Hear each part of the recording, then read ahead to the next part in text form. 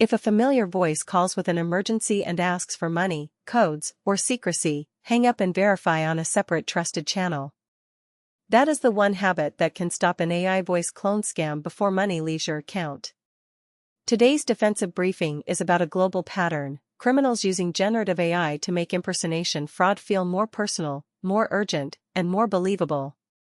The FBI Internet Crime Complaint Center has warned that criminals use generative AI to facilitate financial fraud, including text, images, audio, and video that impersonate people or organizations. The FTC has separately warned that scammers may clone a family member's voice from a short audio clip and then invent an emergency. We will focus on warning signs, safe verification, and reporting, not on how to create fake audio or run a scam. What victims see usually starts with pressure. A parent, employee, or small business owner gets a call, voicemail, video message, direct message, or email that seems to come from someone they know. The story may involve an accident, an arrest, a medical bill, a lost phone, a locked account, a fake executive request, or a supposed investment opportunity. The voice may sound close enough to be convincing, and the message often says the victim must act immediately. The payment request may be a wire transfer, gift card, crypto transfer, peer-to-peer payment, or a request for one-time passwords and account recovery codes. The safest response is not to debate the caller. The safest response is to stop the conversation and verify independently. Why does this work? Scams do not need perfect technology. They need a believable moment, a stress target, and a channel where the victim feels alone. AI can improve the illusion by producing fluent messages, polished profile photos, realistic voice snippets, fake video, or convincing translations. It can also let scammers tailor the tone to a family relationship, workplace hierarchy, or customer support situation. But the core attack is still social engineering: urgency, secrecy, fear, authority, and a payment demand.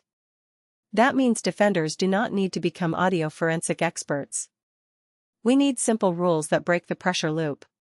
Warning sign 1: the request is urgent and private. A real bank, police department, court, hospital, boss, or family member should not require you to keep the request secret while sending money or codes.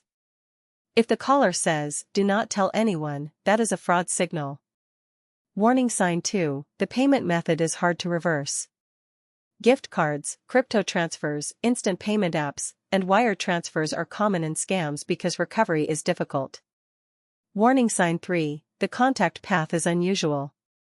A new number, a social media account, a voice note instead of a normal call, or an email domain that is slightly wrong should trigger verification. Warning sign 4: the caller resists callback. If a person really needs help, they should tolerate a pause while you confirm through a known number. Here is the verification habit. First, end the call or stop replying. Second, contact the person, company, or agency through a number, app, or website you already trust. Do not use the phone number, link, or callback instruction in the suspicious message. Third, ask a question that is not public and not visible on social media. Many families and teams now use a shared safe word for emergencies. Fourth, if the request involves a workplace payment or sensitive access, use a two-person approval rule and confirm through a separate channel.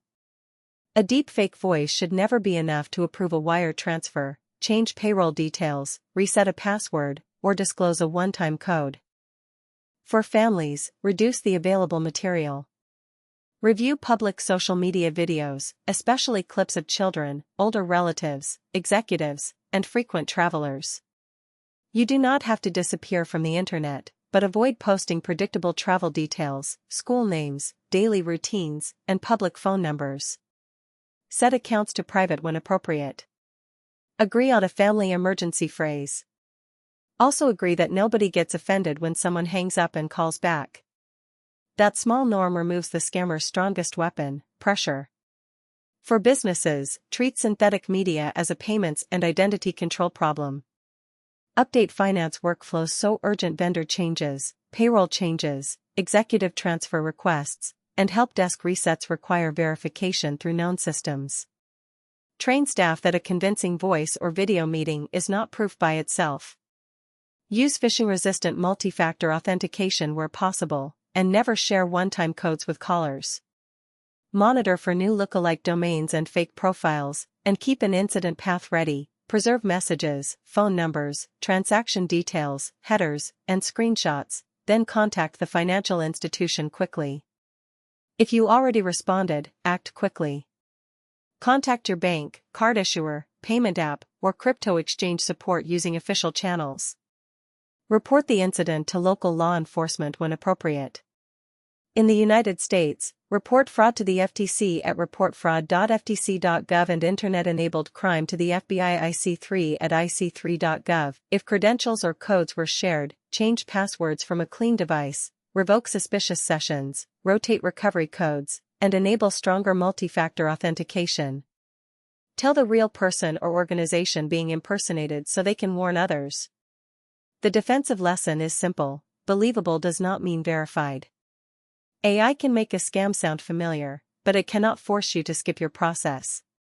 Build the pause into family and business routines now. Stop, verify separately, use a safe word or approval rule, and report quickly. Source links from the FBI IC3 and FTC are in the description.